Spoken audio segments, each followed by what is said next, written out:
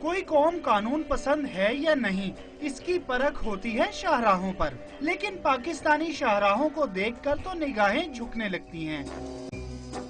اب اربوں روپے کی لاگت سے تیار ہونے والے 0 پوائنٹ انٹرچینج کو ہی لے لیں۔ اسے بنایا گیا تھا ٹریفک کو رواں دواں رکھنے کے لیے، لیکن قربان جائیے موٹر سائیکل سواروں کے، جنہوں نے پیٹرول کی ذرا سی بچت کے لیے اس میں جگہ جگہ راستے بنا لیے ہیں۔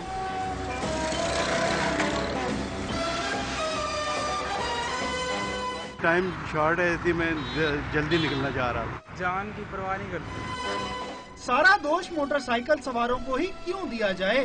یہاں انتظامیہ بھی غلطیوں سے مبرہ نہیں۔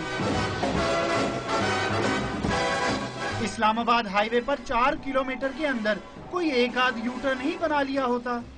یو ٹرن بہت دور ہے، پیٹرول نہیں ہے بائک میں، مہنگائی کتنی ہوگی آپ کو پتہ ہے۔ شارٹ کٹ یوز کی ہے نا۔ کیوں یوز کیا شارٹ کٹ؟ بس ٹائم ہی نہیں ہے، روزہ بھی ہے، گرمی بھی لگ رہی ہے۔